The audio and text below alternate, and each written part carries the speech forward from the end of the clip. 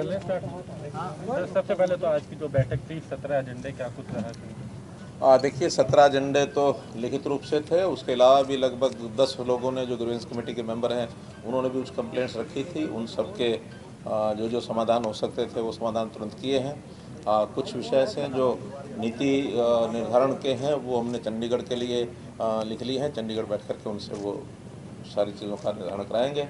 और मुख्य बातें जो आज हुई हैं उसके अंदर एक तो पावर कनेक्शन जिन कॉलोनियों के पीछे काट दिए गए थे, टेम्परेरी कनेक्शन थे, जिन बिल्डर्स ने अपना इंफ्रास्ट्रक्चर तैयार नहीं किया था, पैसे जमा नहीं कराए थे, ऐसे लोगों को के खिलाफ कार्रवाई की गई थी। हमने डिपार्टमेंट में बैठ करके विचार बनाया है कि पॉलिसी एक बनाई जाएगी। उस पॉलिसी में जिन कंज्यूमर्स ने पैसे जमा करा दिए बिल्डर्स को, वहाँ सबको कनेक्शन दिए जाएंगे और बिल्डर्स से पैसा लेने का जो कार्रवाई है वो सब करेंगे। और जहाँ कंज्यूमर्स ने पैसे भी नहीं दिए हैं वहाँ भी काम को शुरू करके कंज्यूमर से पैसे ले करके और सीधा जो है डिपार्टमेंट उनको बिजली कनेक्शन देगा। ये बहुत जल्दी एक पॉलिसी आ जाएगी। सब लोग इस विषय से, लगभग 16 रिहायशी कॉलोनियाँ ये हैं, तो वहाँ के लोग प्रसन्न थे इस बात से। एक है पलड़ा से सकतपुर रोड, उस रोड पर अवैध निर्माण ये काफ़ी हो रहे हैं। अभी चूँकि वो सड़क प्रोविंशियल गवर्नमेंट की दिखाई गई है, किसी डिपार्टमेंट के नाम वो नहीं है, इसलिए उसका एनक्रोचमेंट को हटाने का काम किसी ने अपने जिम्मे नहीं लिया था। डीसी के जिम्मे लगाया गया है कि वो उसका अवैध निर्माण भी समाप्त कराएं और वो सड़क किसी एक डिपार्टमेंट को उसको एक प्रकार से अलॉट करा दें। DLF 3 का जो इंफ्रास्ट्रक्चर है उसको पूरा करने के लिए, जैसे कॉलोनीज़ MCG को दी जाती हैं, उसके बाद उनको इंफ्रास्ट्रक्चर पूरा करना होता है। तो आज शिकायत DLF फेज़ 3 की थी।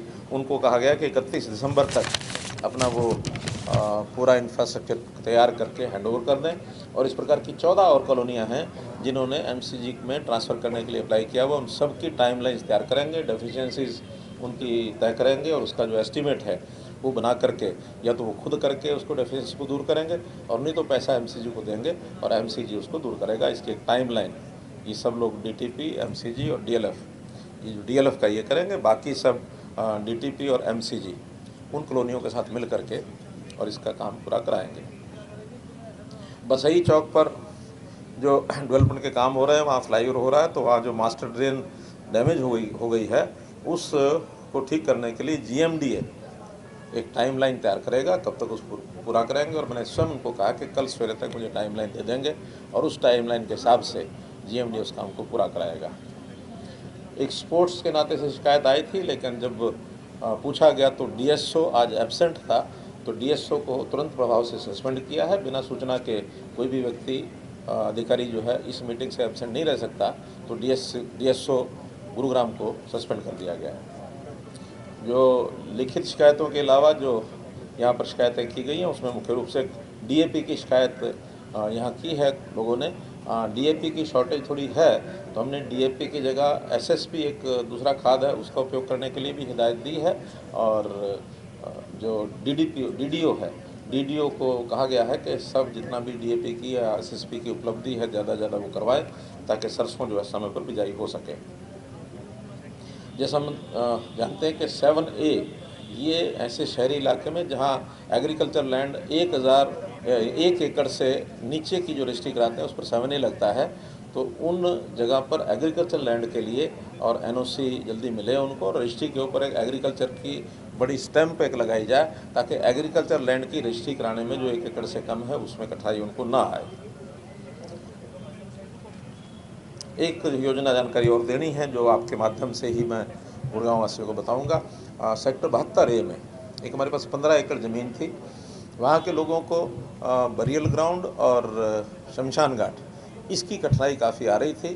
उसमें चाहे वो हिंदुओं के लिए, चाहे मुसलमानों के लिए, चाहे ईसाइयों के लिए, इवन बच्चों का बरियल ग्राउंड भी वहाँ नहीं है। तो नया डेवलपिंग एरिया है, 15 के 15 एकड़ को हमने वहाँ 2 एकड़ के 2 शमशान घाट, 2 एकड़ के 2 शमशान घाट, 2 एकड़ के 1 बरियल ग्राउंड मुस्लिम समाज के लिए, 1 बरियल ग्राउंड बच्चों के लिए, 1 बरियल ग्राउंड ईसाई समाज के लिए, क्योंकि ईसाई समाज का कोई बरियल ग्राउंड गुरुग्राम में नहीं है।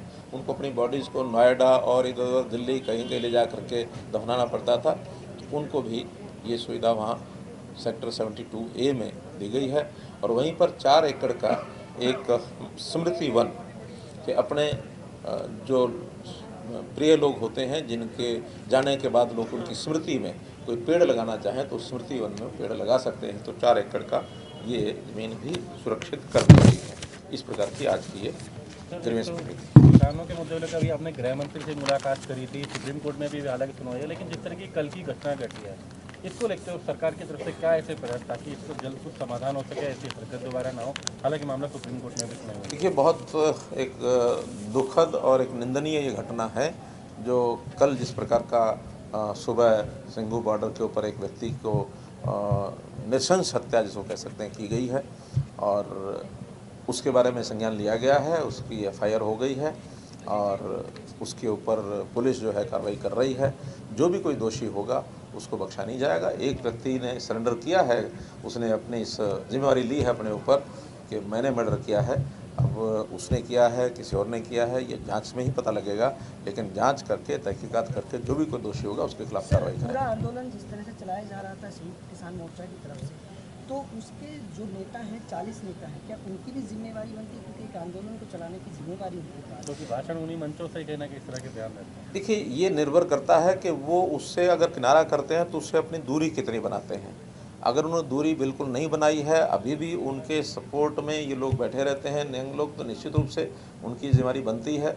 और वो अगर उनसे दूरी बना लेते हैं, उनको एक प्रकार से उनसे अलग हट जाते हैं, तो पूरी तरह से अलग हटते हैं, फिर हम कह सकते हैं कि हाँ, एसकेएम ने अपनी जो भूमिका है पूरी निभाई है। सीएम साहब, एलनाबाद उपचुनाव पूरी ताकत के साथ दोनों बीजेपी और जेजेपी लड़ रही है चुनाव, किस तरह से देख रहे हैं इस पूरे चुनाव में? क्योंकि व्यंगबाजी भी बहुत हो रही है। व्यंगबाजी हो या कुछ भी हो, हम तो मुद्दों की बात करते हैं कि हरियाणा में हमने पिछले 7 वर्ष में जिस प्रकार का काम किया है और ईज़ ऑफ लिविंग के नाते लोगों की जीवन शैली को बहुत आसान किया है, उनकी समस्याओं को ख़त्म किया है, उन गरीब लोगों के लिए नई नई योजनाएं बनाई हैं, टेक्नोलॉजी के आधार के ऊपर हमने उनको हर चीज़ उनके घर पर कैसे उपलब्ध हो, उन योजनाओं का स्कीमों का लाभ उनको कैसे हो, भ्रष्टाचार हमने समाप्त किया है, भर्ती हमने मेरिट पर की है, कर्मचारियों के लिए हमने ट्रांसफ़र पॉलिसी बनाई है, किसानों को उनकी आय डबल करने के लिए कितने ही हमने आयाम खड़े किए हैं, मंडियों में स्मूथ जो प्रोक्योरमेंट हो रही है, पैसा उनको डायरेक्ट जो है वो जा रहा है, खराबा होने पर उनकी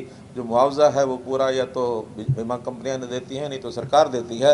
ऐसे कितने ही काम गिनाए जा सकते हैं। उन कामों के आधार के ऊपर आज वहाँ का बच्चा बच्चा बड़ा बूढ़ा सब खुश है, केवल मात्र कुछ ऐसे लोगों को छोड़कर जो उस आंदोलन की आड़ में विरोध करते हैं। स्वाभाविक है, कुछ लोग विरोध भी करेंगे, अगर करते हैं तो विपक्ष का अपना काम है, लेकिन वहाँ जनमानस जो है भारतीय जनता पार्टी के हित में भारतीय जनता पार्टी के कैंडिडेट को गोविंद कांडा को जिताने के लिए तैयार है। सीएम साहब, यहाँ गुरुग्राम में एक और समस्या सबसे ज़्यादा अमूमन नमाज को लेकर देखी जाती है, विरोध नमाज को लेकर, इसको लेकर क्या कोई परमानेंट सॉल्यूशन की दिशा में काम करें? देखिए, किसी की मज़हब की कोई भी अपनी व्यक्तिगत पूजा पाठ का एक विषय रहता है, वो सबको करना चाहिए, कोई दिक्कत नहीं है, लेकिन किसी के पूजा पाठ में व्यवधान भी नहीं डालना चाहिए और किसी की भावना को ठेस भी नहीं पहुंचानी चाहिए। एमिकेबली सब चीज़ों को करना चाहिए।